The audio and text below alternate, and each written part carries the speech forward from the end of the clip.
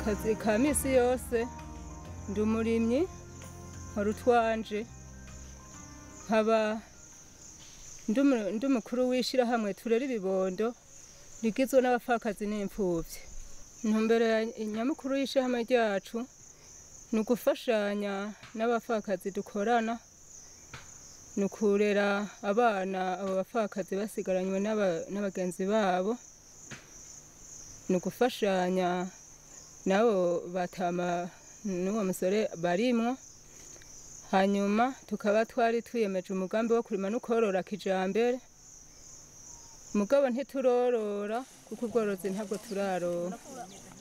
Leta yofasha abakenyezi bato bato cane cane mu mashirahamwe bakatugwiriza ibitungwa vyodusahiriza bikaduha umwavu mu mbuto boba baduhaye.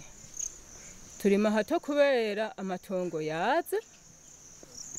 Mbayeho nyene kugukorera mw'ishirahamwe aho abandi bari bakandemesha nyene mu mutima, turose n'udufaranga barashobora kuduha umuntu akaja kwifashisha akagura agasabune, nkaca nongera nyene nkarima dukeya nyene kubera ata n'ahantu noronka ndaturima hanini.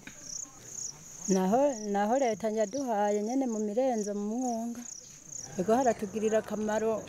Turimye nk'uduterwa nyene turaza, mugabo kubera ata mwavu dushobora kuronka bica biza nabi, canke duteye ibiterwa bigaca bihura n'ingwara tudashoboye kuronka umuti wo kubipompa bigaca bigwara. Kubera dushoye nyene ata soko y'amahera menshi dufise ino ngo baduha amahera menshi, nico kica gituma duhomba. Dusaba yuko leta yodufasha cane ikaturonderera isoko, turimye tugaca dushora tukaronka udufaranga twisumbuye. Oya nta nyishu turonka, ntivyoroshe kubera naho tuyituye ibibazo nta kintu turabona dushikirako. Oya ntikenye, ni kubera nyene abantu b'abakenyezi ico ryacu umenga ntirishika imbere, ritashika imbere nyene umukenyezi aguma acinyirizwa ino mu gihugu iwacu. Ndadesa nkagira imikeka nkadesa ibitambara, niko kazi ka misi yose nkora. Kubera turi bantaho nikora tutagira aho turima, nico catumye twiyumvira kugira ibi. Ntibigenda neza cane kubera ubukene, kubera niyo ndabikoze sindonka ababigura, sishoka ndonka ababigura.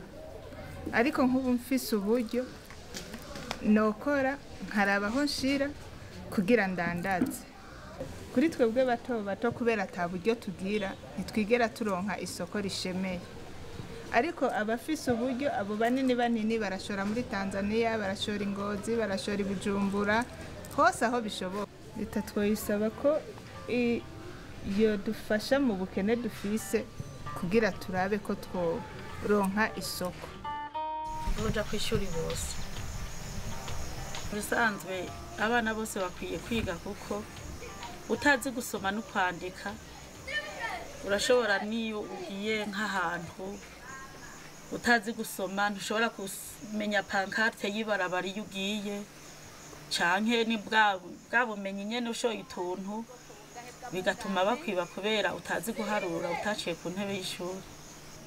Leta irakora ibikwiye, kuko nk'aha ku mutumbi wacu baheruka kutwubakira amashuri mashasha aho mu Karindo. Ico kibazo leta ko iriko iriyumvira ko izogira ry'amashure bavuye mu mwaka wa 6 bagashishikara iry'amyaka 3, cingira ngo nibayagwiza ayo mashure je ndibaza yuko mugabo naho nyene niyabigira abo basohotse atakintu ibatekereye baca bakora imuhira canke icibasosiya ibagire nk'amashirahamwe, naho nyene ndibaza yuko atakintu kizovamo, kuko azova ngaho aca yigira nko ku mugabo, aho ku mugabo ntacagiye atwaye navya bikorwa vyo muhira ntavyamenyereye, ugaca usanga ndi hahandi ingo zica zisambuka.